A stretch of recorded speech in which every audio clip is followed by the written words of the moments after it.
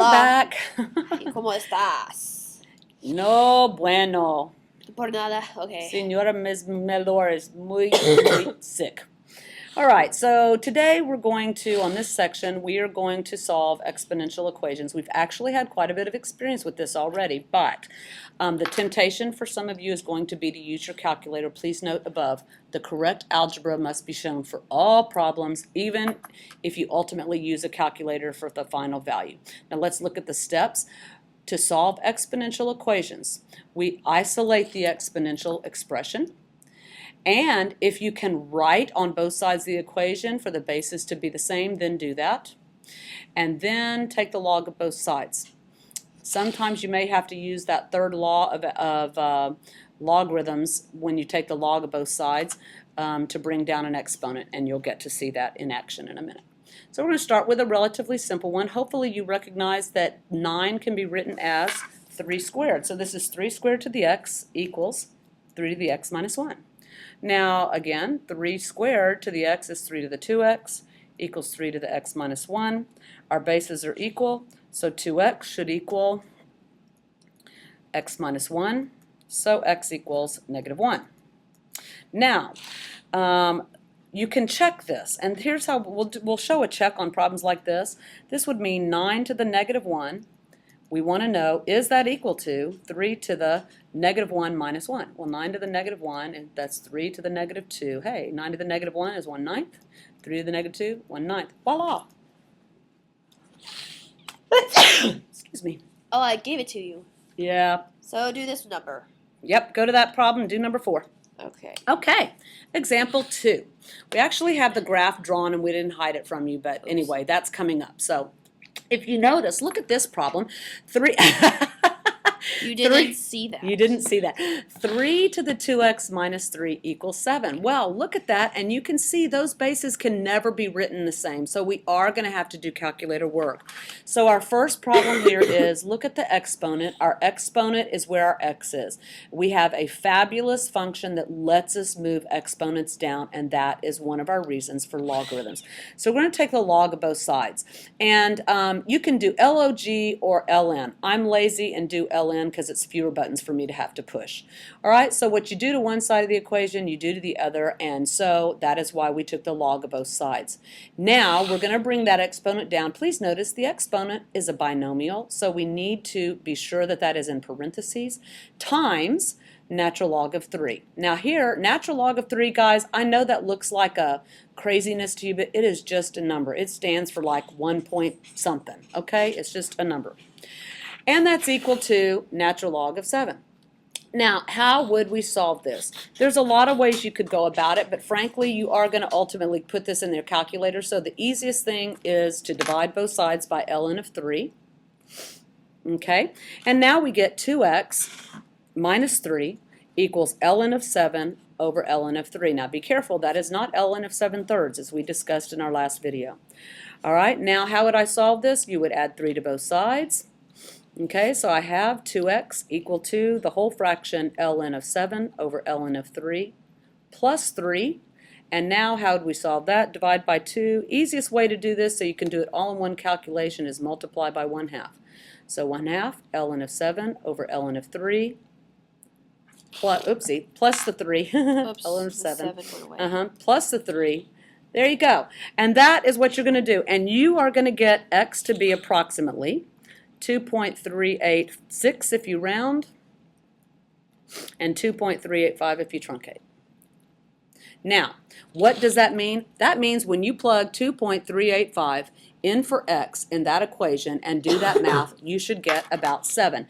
And it should make sense to you. Here is our function 3 to the 2x minus 3 in green. Here is our function y equals 7 in red, and they intersect right there. And that happens to be at about 2.3-ish. So there's 2, so it's 2.3-ish. 2.4, 2. Sorry, I Close didn't enough. find the intersection. That's good enough. They know how to do that. Example 3. Once again, look where the exponent is. Look where our variable is. It is in the exponent, so we have to use natural log. So we're going to take log of both sides of 3 to the x over 4 equals natural log of 0.8. The whole reason for doing this, it allows us to bring x over 4 down times natural log of 3 equals natural log of 0.8. Once again, we're solving for x, so we're going to divide by natural log of 3. So x over 4 equals natural log of 0.08 over natural log of 3, and solving for x would mean multiplying both sides by 4.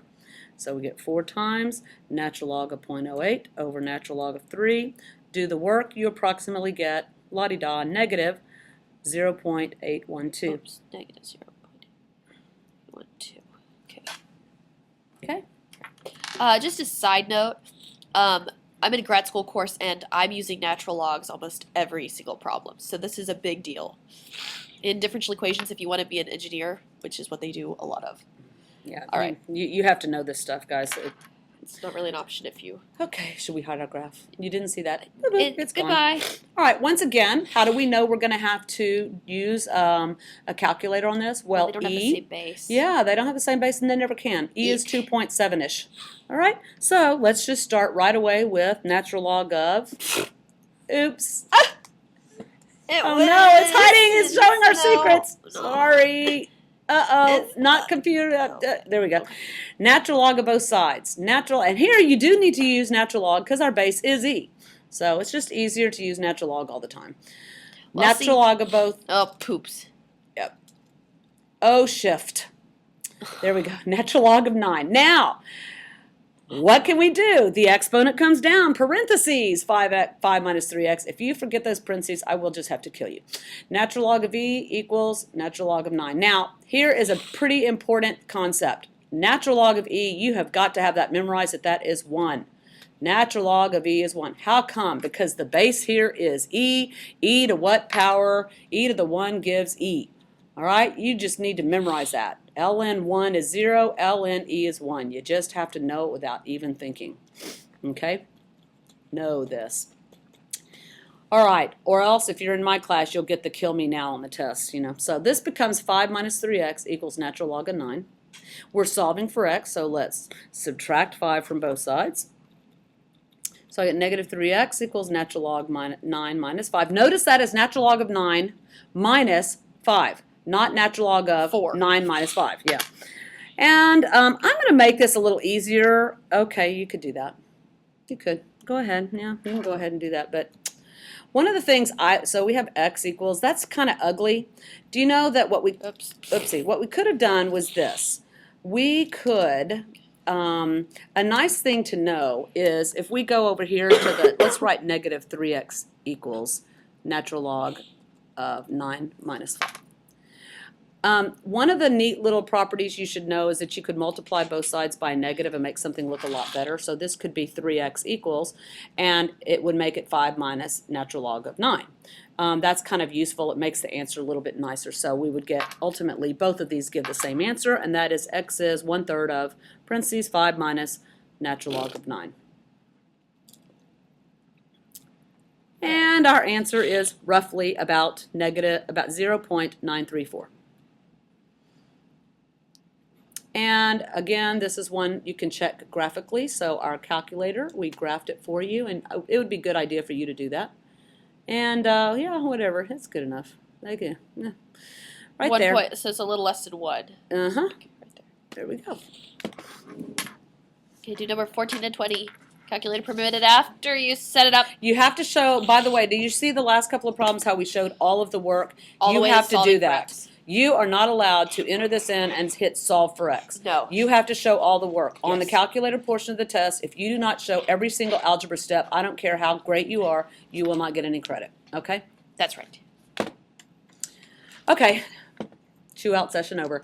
Now we move to an interesting type of concept, and this is one where these next couple of problems are going to involve factoring. So this is kind of unusual. If you look at this, it's quadratic type. Let's let u equal e to the x. If we do that, then u squared would equal e to the x quantity squared, and e to the x quantity squared is e to the 2x. Ooh, look what we have up there. So that's going to become u squared plus u minus 12 equals 0. Oh, that's easily factorable.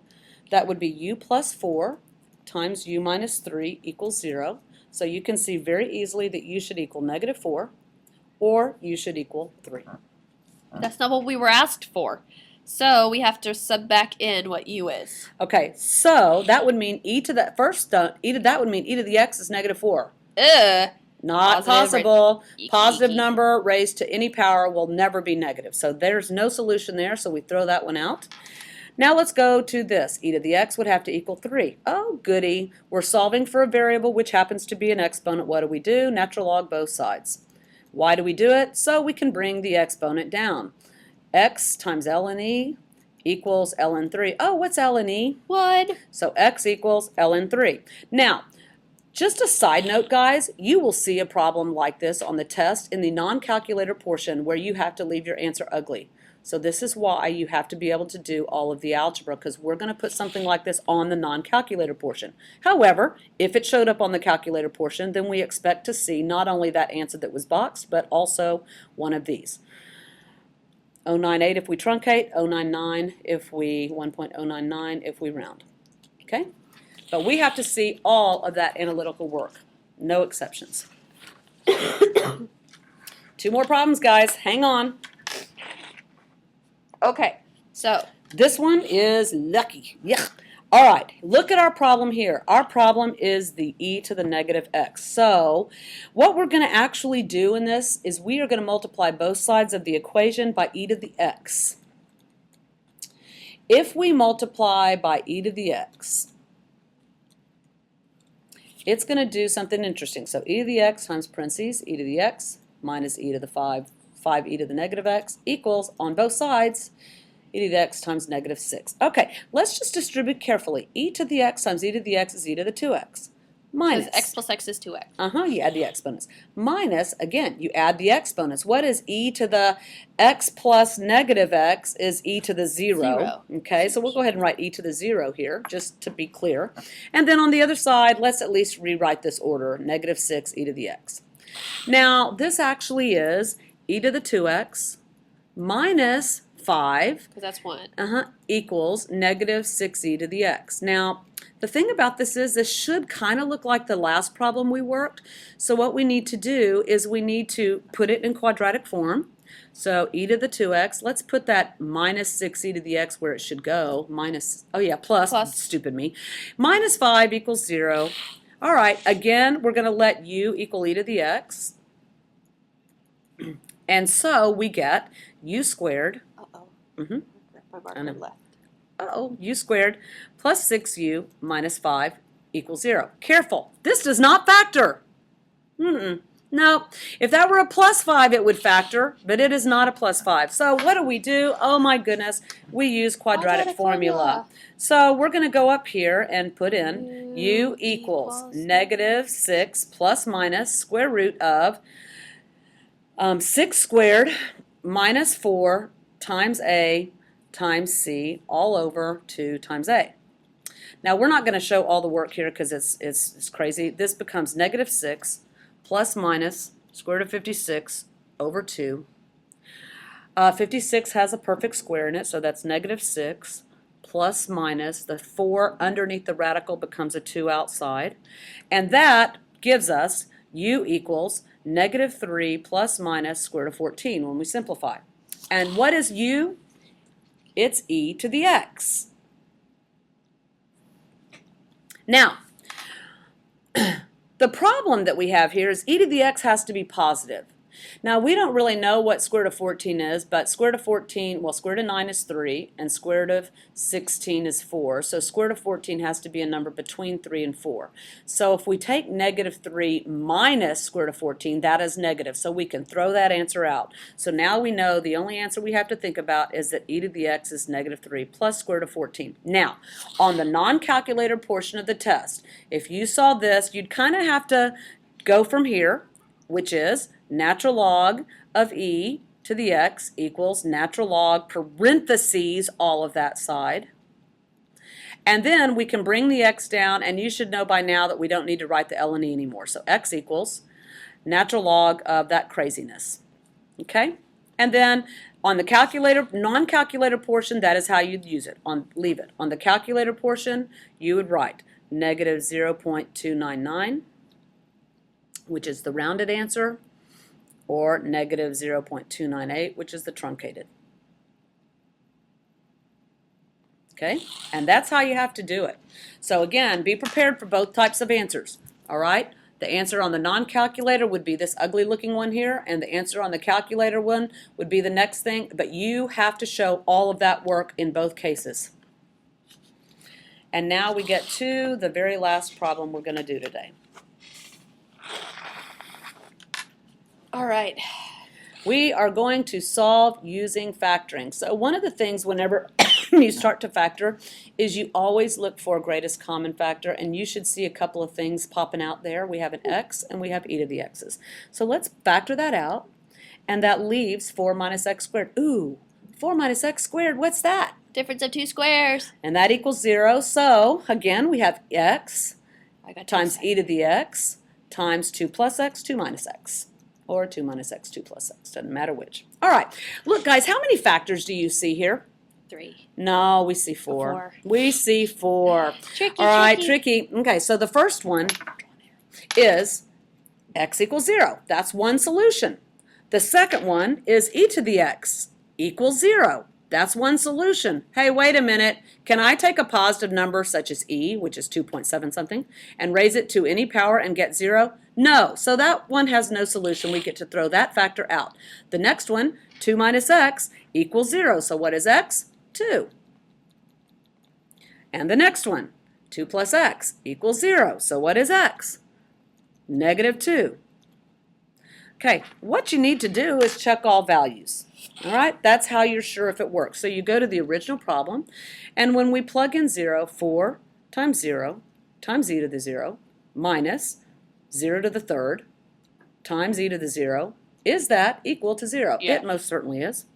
The next one, 4 times negative 2 times e to the negative 2 minus negative 2 to the third times e to the negative 2. Now this one you have to do a little work, so this first term becomes negative 8 e to the negative 2, and then we have a negative 2 cubed, which becomes negative 8 times the negative, so that becomes plus 8e to the negative 2. Guess what? That's 0. That one works. And now let's do the 2 in there.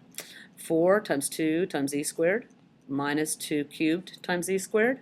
Is that equal to 0? And we get 8e squared minus 8e squared. It's 0. We're done.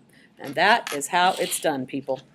So our answers are 0, 2, and negative 2.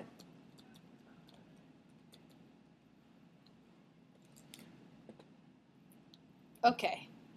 2 more. Yay. Done. Do your work. Be good. Thanks a bunch.